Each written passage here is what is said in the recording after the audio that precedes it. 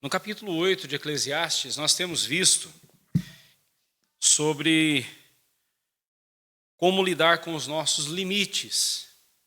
E hoje eu quero começar, nós não teremos tempo de ver todo o restante do capítulo, mas começar com os irmãos a terceira situação que Salomão apresenta neste capítulo sobre os nossos limites. E ele vem nos mostrar no versículo 10 ao versículo 15 sobre o fato de nós sermos limitados no enfrentamento das injustiças. Nós encontramos injustiça o tempo todo na nossa vida, o tempo todo nós vemos injustiças na sociedade, e mesmo nós lutando contra elas, nós nos vemos muitas vezes impotentes e limitados, totalmente limitados na nossa capacidade de enfrentar essas injustiças. E isso é proposital, para que nós aprendamos a confiar em Deus e a depender de Deus para fazer justiça por nós. Nós devemos sim enfrentar as injustiças, sejam elas quais forem, venham de onde vierem, nós temos que enfrentar as injustiças. Mas nós precisamos saber que não temos o poder necessário para acabar com elas. Somente uma pessoa tem esse poder, e essa pessoa é Deus. E nós devemos depender dele para fazer justiça por nós. Então, com isso em mente, vamos para o texto. Diz assim: assim também vi os perversos receberem sepultura e entrarem no repouso, ao passo que os que frequentavam o lugar santo foram esquecidos na cidade onde fizeram bem. Também isso é vaidade, visto como não se executa logo a sentença sobre a má obra, o coração dos filhos dos homens está inteiramente disposto a praticar o mal. Ainda que o pecador faça o mal 100 vezes e os dias se lhe prolonguem, eu sei com certeza que bem sucede aos que temem a Deus. Mas o perverso não irá bem, nem prolongará os seus dias. Será como a sombra, visto que não teme diante de Deus. Ainda há outra vaidade sobre a terra, justos a quem sucede segundo as suas obras, segundo as obras dos perversos, e perversos a quem sucede segundo as obras dos justos. Digo que também isto é vaidade. Então exaltei eu a alegria, porquanto, para o homem, nenhuma coisa há melhor debaixo do sol do que comer, beber e alegrar-se, pois isso o acompanhará no seu trabalho, nos dias da vida que Deus lhe dá debaixo do sol. Versos 16 e 17 veremos posteriormente. Então, meus irmãos, antes vamos orar. Senhor Deus e Pai, quando nesse momento estamos diante da Tua palavra, pedimos ao Senhor que nos aplique ao coração as verdades que vamos encontrar aqui agora e vamos meditar sobre elas. Mas desde já, ó Deus, pedimos ao Senhor que ensine a cada um de nós a depender da Tua justiça, a depender do Senhor. Somos falhos, ó Deus. Até mesmo quando queremos fazer o bem, até mesmo quando queremos fazer o que é certo, corrigir as injustiças, somos falhos. Falta-nos o discernimento muitas vezes, falta-nos, ó Deus, o conhecimento das coisas para fazermos um julgamento correto sobre elas. Por isso nós pedimos ao Senhor que acalme o nosso coração quando estivermos diante de alguma injustiça e nos ensine a depender somente do Senhor. Pedimos isso em nome de Jesus. Amém. Como não bastasse encontrarmos pessoas em cargos de autoridade, usando o seu posto para benefício próprio, conforme nós vimos nos versículos anteriores, Para piorar a situação, ainda nos deparamos com a dura realidade de que, por mais que nós quiséssemos combater as injustiças, somos limitados em nosso poder de fazê-lo. Muitas vezes a gente está diante de uma situação, a gente fica indignado com aquela injustiça, mas a gente não consegue fazer nada, porque nosso poder é limitado. A nossa capacidade ali é totalmente limitada. Pelo tempo, pelos recursos, pela nossa força, pela nossa sabedoria, nós não temos a condição que nós gostaríamos de poder destruir aquela injustiça, acabar com aquela injustiça. Isso é algo bem inquietante ao nosso coração. Então, a primeira injustiça que Salomão faz menção aqui está relacionada à honra que é dada a quem não merece e a honra que não é dada a quem merece. No verso 10 ele fala: assim também vi os perversos receberem sepultura e entrarem no repouso, ao passo que os que frequentavam o lugar santo foram esquecidos na cidade onde fizeram bem. Também isso é vaidade. Esse versículo, ele é de difícil tradução.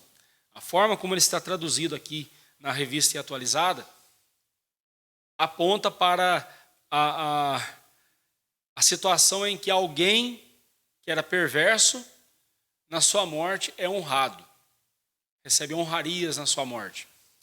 E aquele que viveu de forma correta, de forma piedosa, temente a Deus, obedecendo a Deus, cultuando ao Senhor, né, entrando no lugar santo, ou seja, num lugar de culto ao Senhor, morre e ninguém lembra do que ele fez de bem, que ele fez de bom para a cidade. Ninguém se lembra.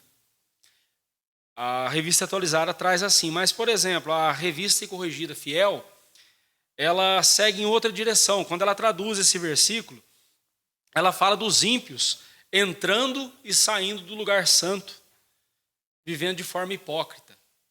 Mas se você tiver aí uma versão Corrigida Fiel, você vai ver isso aí. Já outras versões, como por exemplo a Sociedade Bíblica Portuguesa, ela traz esse versículo com um outro entendimento, né? Mostrando que os maus, ao serem sepultados, recebem elogios, e quando as pessoas regressam do cemitério, já se esqueceram do mal que aquelas pessoas fizeram, né? Do que aquelas pessoas fizeram de errado. Bem, a gente pode fazer uma mescla de todas essas traduções aqui, e nós vamos chegar na mesma situação. Você já deve ter participado de algum funeral em que alguém resolve dizer algumas palavras sobre o defunto, e aí você fala assim, mas não está batendo. Não é, será que eu estou no funeral certo mesmo? Porque eu conheci esse cidadão, esse camarada era uma tranqueira. Esse camarada não valia um piruá. Você sabe o que é piruá? Aquele milho da pipoca que não estoura, né, que fica no fundo da panela, né? Esse cara não valia um piruá. E o fulano está falando que ele foi um grande homem, um homem bom, um homem generoso, que nada, ele era uma suvina, uma munheca de samambaia. Esse homem não abria a mão para nada. Você já participou de uma situação assim? Eu já tive algumas infelicidades assim. Por isso que quando eu vou em funeral, eu não fico falando do defunto. Eu vou no funeral, eu falo de Deus, eu falo da palavra de Deus, eu prego o evangelho.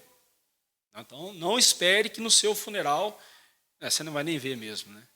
Mas não espere que no seu funeral, não me faça esse pedido. No meu funeral, por favor, fale bem de mim. Esquece, eu não vou fazer isso. Se eu estiver lá, e também não espero que você faça o mesmo no meu funeral, não, né?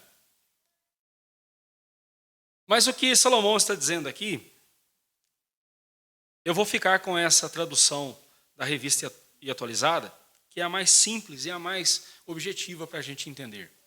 Ele está falando aqui de pessoas que viveram de forma perversa, foram homens perversos, homens maus,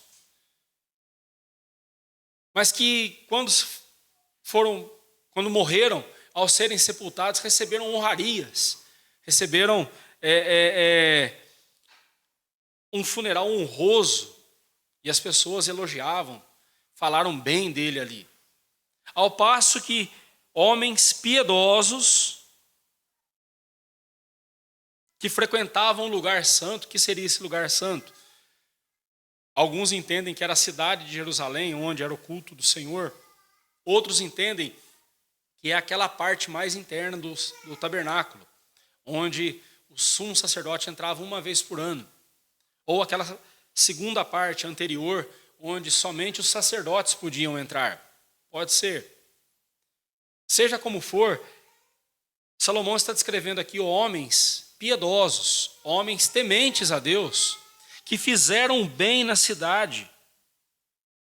Foram homens que viveram fazendo bem, mas que depois da sua morte ninguém mais se lembra deles. Então, Salomão vem nos falar aqui exatamente sobre a ingratidão das pessoas. E eu quero chamar a sua atenção para esse fato. É uma injustiça isso, não é mesmo? Puxa vida, aquele homem foi um ladrão, foi um bandido, foi um homem corrupto. E agora no final da vida dele, na sua morte, recebe uma honraria, recebe um funeral lindo, maravilhoso. E todo mundo vai lembrar dele como um homem bom, mas ele não foi. E aquele que foi um homem bom, temente a Deus, fez o bem por onde passou, ninguém se lembra dele. Nem uma estátua, nem um busto para homenageá-lo. Nada disso, ninguém mais se lembra. Você também conhece pessoas assim, conhece situações assim, não é mesmo? Bem, mas vamos falar do único bom, do único que fez o bem, que muitas vezes é esquecido. O Senhor Jesus. O Senhor Jesus. Quantas vezes nos esquecemos do bem que Ele nos fez, do bem que Ele nos faz? Quantas vezes passamos o dia todo sequer sem lembrar, sem agradecer a Deus por seu Filho Jesus Cristo? Quantas vezes nós passamos o tempo todo e nos esquecemos? Porque, infelizmente, essa é a natureza pecaminosa. A natureza pecaminosa, a nossa natureza pecaminosa, ela é ingrata. Ela é ingrata. E você já deve ter passado por essa situação na qual você fez e ajudou alguém e fez o que pôde para ajudar aquela pessoa. E um dia você se deparou com a ingratidão dessa pessoa, não é mesmo? Como dói. Eu não sei você, mas para mim uma das coisas que mais me machuca é a ingratidão. Mas quando eu sou machucado pela ingratidão de alguém, eu devo lembrar também que muitas vezes eu tenho sido ingrato para com Deus. Eu tenho pecado de ingratidão em meu coração. Quando eu reclamo do que eu tenho ou do que eu não tenho. Quando eu não agradeço a Deus pelo bem que Ele tem me feito. Mas voltando aqui para o versículo 10, quando nos depararmos com essa situação em que alguém devia ser honrado e não foi, e alguém que não devia ser honrado foi honrado, nós devemos lembrar o seguinte, final do versículo 10. Isto é vaidade. Não importa se você tem sido reconhecido pelas pessoas ou se você tem sido esquecido pelas pessoas. Não importa se você recebeu uma honra que você não merecia ter recebido ou não recebeu uma honra que deveria ter recebido. Não importa, irmão. Tudo isso é vaidade. Tudo isso é algo vazio. Sabe por quê? Porque isso é a glória do homem. É a glória que o homem confere a si mesmo.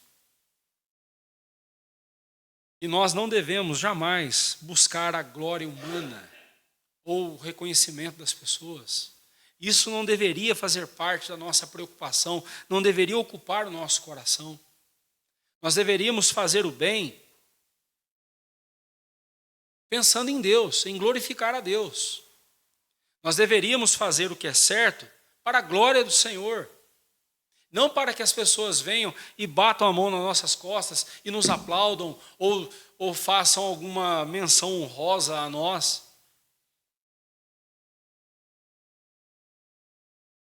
nós devemos fazer para a glória do Senhor.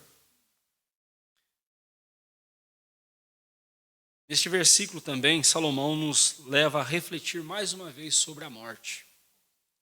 Quando ele fala aqui da sepultura do ímpio, o ímpio sendo sepultado, recebendo honrarias no seu sepultamento, e ele vem nos mostrar mais uma vez como é importante nós olharmos para a morte, mas com um olhar bíblico. Nós devemos olhar para a morte com um olhar bíblico. Nós já vimos isso lá no capítulo 7, versículo 2, quando Salomão disse que é melhor ir à casa onde há luto do que onde há banquete, pois lá na casa do luto você vê o fim de todos os homens. E os vivos que tomem isso em consideração. Nós já vimos sobre isso. Os tolos são aqueles que não conhecem a Deus e nem o temem. Lidam com a morte, tentando amenizar a má reputação da pessoa e promovendo a bem-aventurança do céu. Você já viu que a pessoa morreu e vira santo? Pode ter sido a tranqueira que foi. Morreu, logo vem alguém dizendo, mas ele foi um homem bom, que Deus o tenha, descansou. Eu já fui em vários funerais que se dizia isso das pessoas, do falecido. Fulano descansou. Olha, eu repito aqui as palavras do reverendo Everton Tokachique. Ele disse assim, a morte não santifica ninguém. Se viveu como um ímpio e morreu como um ímpio, perecerá eternamente como um ímpio.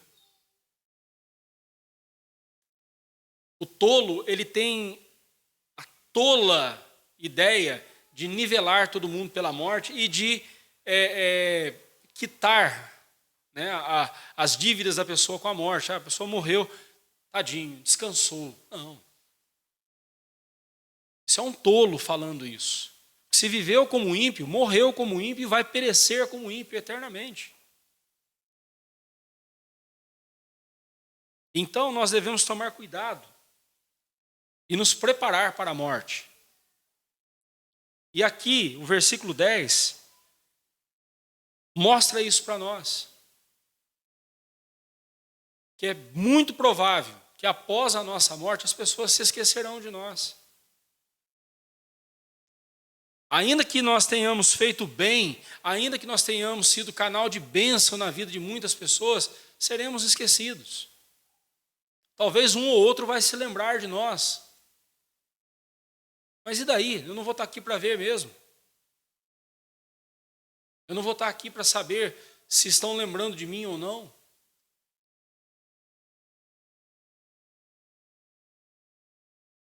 Os sábios, diferentemente dos tolos, são aqueles que conhecem a Deus e o reverenciam o tempo todo e descansam na certeza de que mesmo que venham a ser esquecidos pelos homens, mesmo tendo feito bem a eles, jamais serão esquecidos por Deus. Abra sua Bíblia comigo, lá em Hebreus capítulo 6, versículo 10.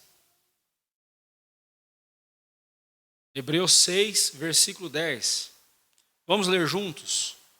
Hebreus 6, 10. Se as pessoas se esquecerem do que nós fizermos, se as pessoas não tiverem boa memória a nosso respeito, não nos preocupemos, irmãos. O que importa é o que Deus sabe e é o que Deus fará conosco. Olha o que diz Hebreus 6, versículo 10. Vamos juntos? Porque Deus não é injusto para ficar esquecido do vosso trabalho e do amor que evidenciastes para com o seu nome, pois servistes e ainda servis aos santos.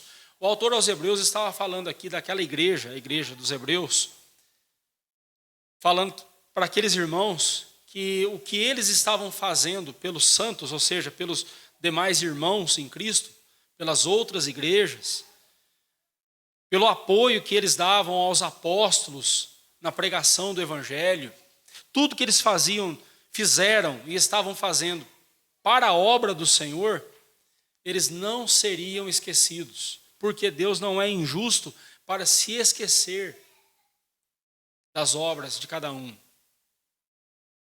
Deus sabe recompensar aqueles que o amam. Deus sabe recompensar aqueles que são fiéis a Ele. Não importa que essas pessoas tenham feito bem e as demais pessoas se esqueceram. Não importa, Deus não se esquece. Então, irmãos, é por isso que nós devemos focar em glorificar a Deus com a nossa vida. Nós devemos buscar o tempo todo glorificar a Deus com o nosso viver. Porque Deus não se esquecerá do que nós fizemos. Ele vai nos abençoar, Ele vai nos recompensar de acordo com a bondade dEle. Não corra atrás da glória dos homens e das honras que eles podem lhe dar. Esses homens são hipócritas, são ingratos. Eles preferem Barrabás a Jesus. Eles preferem elogiar um perverso, a memória de um perverso, a honrar a memória de um justo. É assim a natureza humana. E o versículo 11 escancara ainda mais a natureza humana, deixa ainda mais visível ainda para nós. A segunda injustiça a que Salomão se refere está registrada agora no versículo 11, fala sobre a prevaricação. O que é prevaricar? É aquilo que você sabe que você deve fazer e você não faz. Você empurra com a barriga, vai deixando para depois. Você desobedece abertamente, declaradamente, você desobedece. Isso é prevaricação. Você sabe, ou nas palavras de Tiago, aquele que sabe que deve fazer o bem e não faz, nisso está pecando. Isso é prevaricar, é desobediência. E aqui ele fala sobre a letargia, o descaso e a morosidade em corrigir o erro. Quando alguém tem autoridade para corrigir o erro, mas é moroso, mas é lerdo, letárgico e vai demorando para fazer o que tem de ser feito, ele consegue suscitar no coração de outras pessoas pecados. Vamos trazer isso aqui para o Brasil. Vamos pensar aqui no Brasil dos nossos dias. Deixa a gente indignado ver tanta injustiça sendo cometida pelo Supremo Tribunal Federal, não é mesmo? A gente vê tanta maldade. Você vê uma pessoa sendo condenada a 14, 17 anos porque passou batom numa estátua, e está errado isso mesmo, é vandalismo isso. Espera aí, 17 anos. E aí você vê um traficante perigoso, que tem várias mortes nas suas costas, recebendo habeas corpus. E a primeira coisa que ele faz é sumir no mapa do mundo. E ninguém sabe onde ele está. É revoltante isso. A proporcionalidade de uma pena faz parte da justiça. Vandalizar patrimônio público é crime, ok, tem que ser punido mesmo. Mas há de se ter uma proporcionalidade nisso. Estou usando só isso como exemplo. Mas podemos pegar, por exemplo, dentro de casa. O pai demora em corrigir o seu filho desobediente, o seu filho teimoso, e ele vai procrastinando, vai empurrando com a barriga, e não corrige. O outro filho vê aquela cena, ele começa a questionar, assim, peraí, está valendo a pena ser obediente? O meu irmão é desobediente e não acontece nada de ruim com ele, não acontece nada de disciplina com ele, então por que eu vou ficar sendo obediente? Obviamente uma coisa não justifica a outra, um pecado não justifica a outro. Mas o que Salomão está dizendo aqui é algo que acontece conosco. Quando a gente vê a impunidade, sendo praticada, a tendência é a gente relaxar também. É a gente soltar as rédeas. É a tendência. Por isso que devemos atentar para o que a Bíblia diz. Visto como não se executa logo a sentença.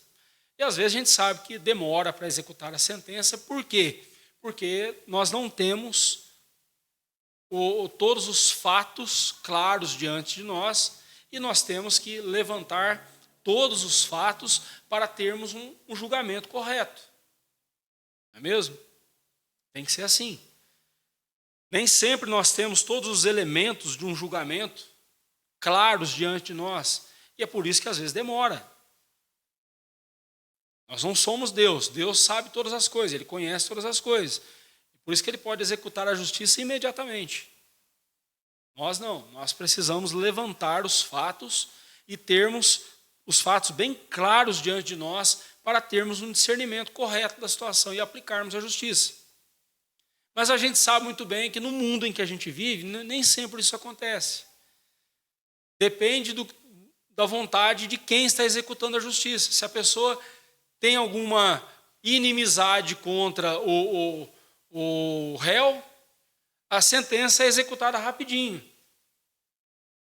Se a pessoa é amigo do réu, tem alguma afinidade com o réu, é o que se diz, né, por aí, né? Aos amigos, os favores da lei, aos inimigos, os rigores da lei. E aí a gente vê a injustiça. E isso acaba provocando em nosso coração vontade de agir com as próprias mãos. Dá vontade de pegar uma arma e ir lá dar um tiro na cabeça, não é assim que as pessoas dizem?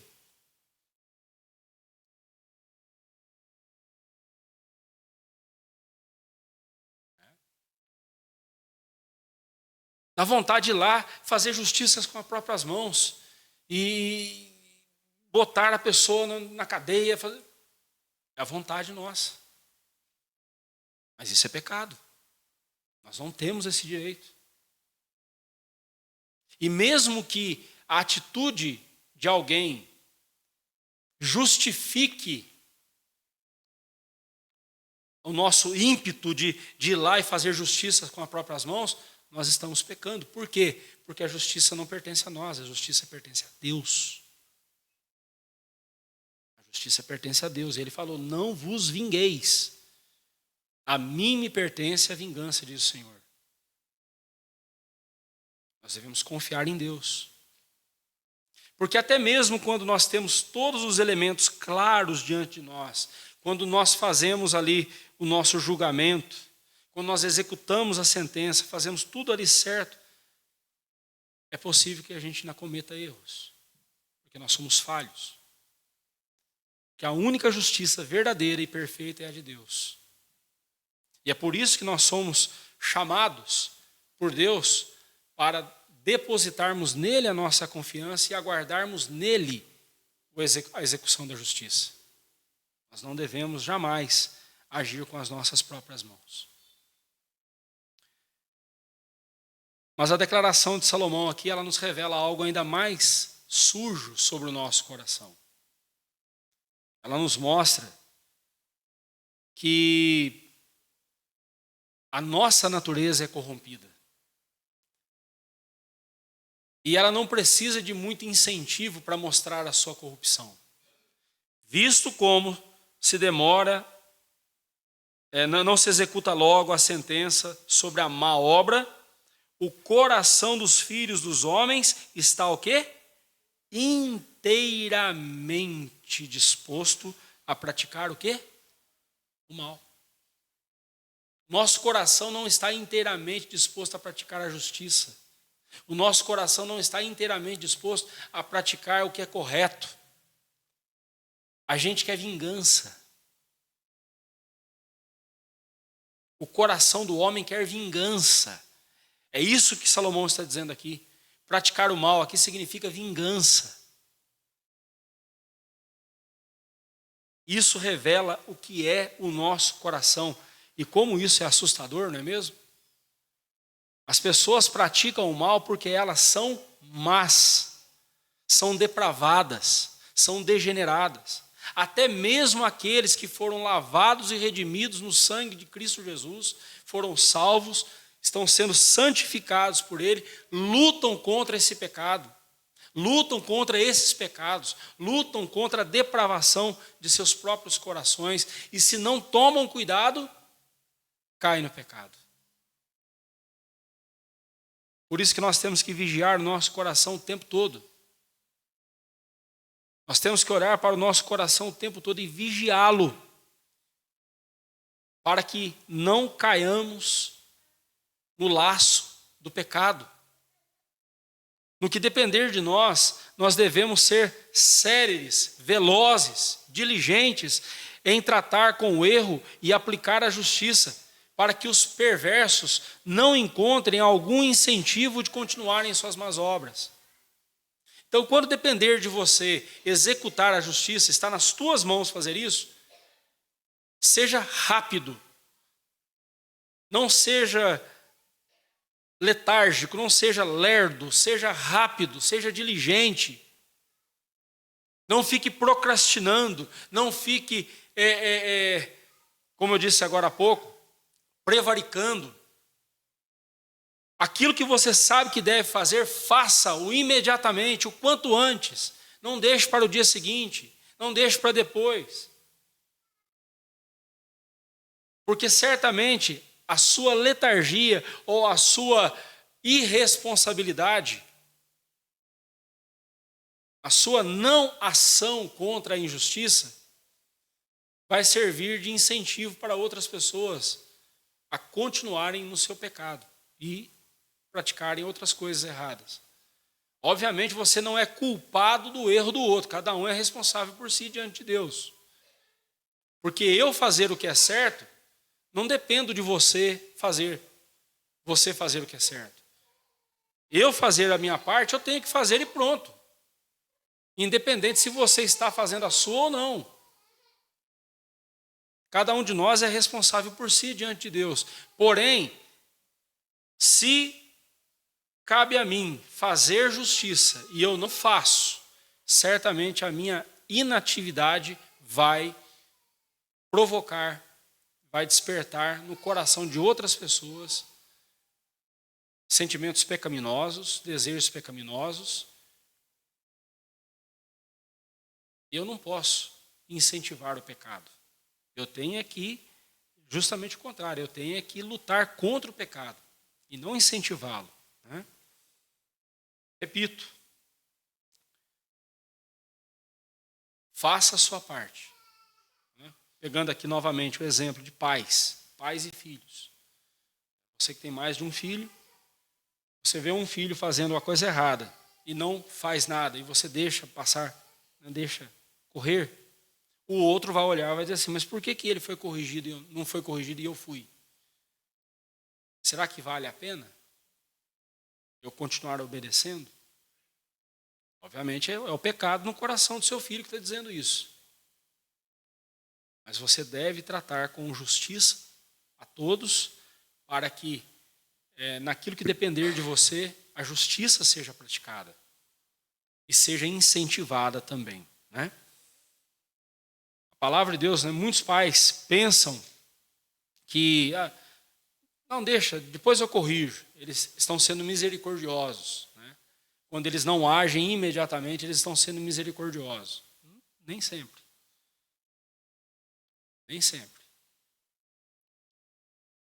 Ao invés de corrigirem imediatamente o erro do filho, eles vão deixando para depois. Isso não é misericórdia. Deixar o seu filho no erro não é misericórdia. Deixar o seu filho no pecado é uma perversidade imensa. Você deve corrigir o quanto antes, não só para o bem dele, mas também para o bem dos outros que estão vendo aquilo. Isso se aplica à vida na igreja, quando a gente tem que, por exemplo, disciplinar um irmão. Da mesma forma. Mas você viu? Para corrigir o fulano de tal, a igreja, o conselho, agiu rapidinho. E disciplinou ele rapidinho. Mas já o outro ali, olha, o conselho faz vista grossa, está deixando passar. Calma. Tudo tem seu tempo. Mas se você estiver se deparando com uma situação dessa e você percebeu esse erro, você deve admoestar, sim. Você deve dizer para o conselho, irmãos, Não dá, não pode ficar passando pano aí para o outro desse jeito, não. Tem que ser rápido, tem que agir logo.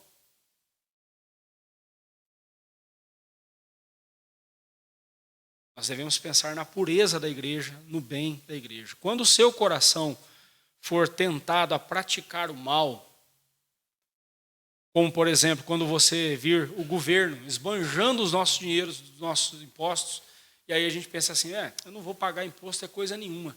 Vou dar imposto para esse governo ladrão, mas não vou mesmo. Estou dando dinheiro para esse governo e ele está gastando, fazendo horrores com... Não, eu não vou, eu vou sonegar. Não, irmão.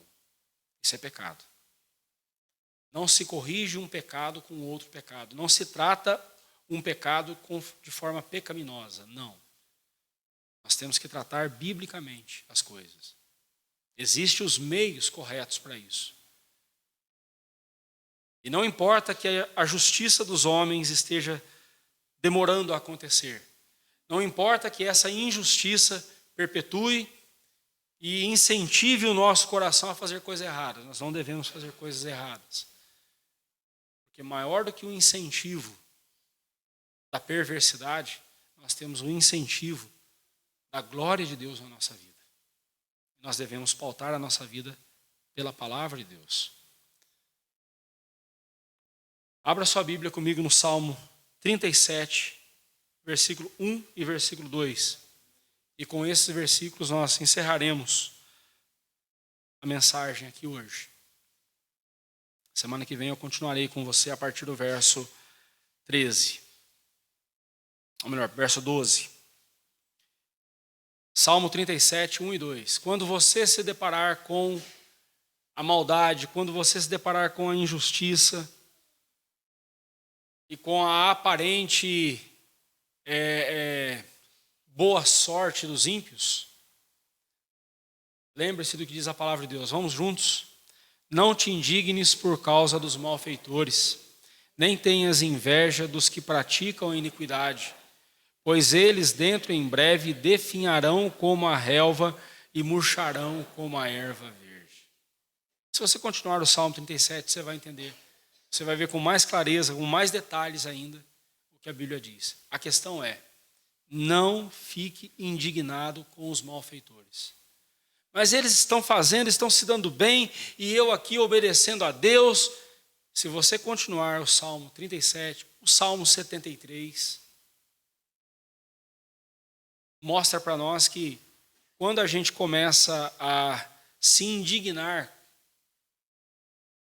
com a não punição dos malfeitores, ou com a injustiça, na sequência a gente vai cair no pecado da inveja. É o que está dizendo aqui o versículo 1. Não te indignes por causa dos malfeitores, nem tenhas inveja dos que praticam a iniquidade. No Salmo 73, o salmista falou, ele começa o Salmo 73 falando, Deus é bom para com os de coração puro.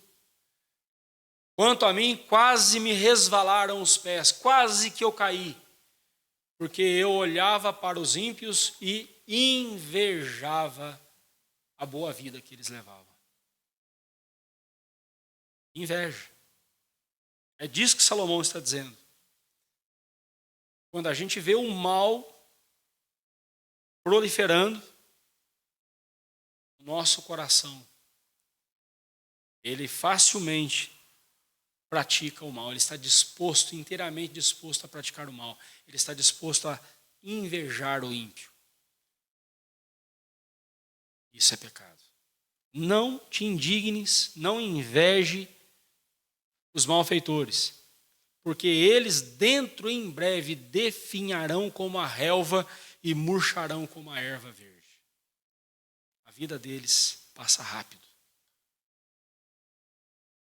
Onde está o seu coração? O seu coração está na glória de Deus ou na glória dos homens? O seu coração está buscando o aplauso dos homens ou está buscando a aprovação de Deus? O seu coração deseja ser honrado pelos homens, que hoje se lembram de você e amanhã se esquecem? Ou seu coração deseja ser glorificado e honrado por Deus que não se esquece de tudo que a gente fez por Ele. Quem você? A glória de quem você tem buscado? A glória de quem você tem desejado? Cuidado com o seu coração. Não dê descanso para ele. Porque o pecado que ainda existe no seu coração não vai dar descanso para você. Lute contra o pecado. E mesmo que você receba incentivo de fora para cometer um pecado aqui dentro, não se esqueça, você tem a graça de Deus na sua vida para poder combater o pecado aqui dentro e também lá fora. Que Deus assim nos abençoe. Que Deus assim nos dirija. Amém. Nos coloquemos em pé.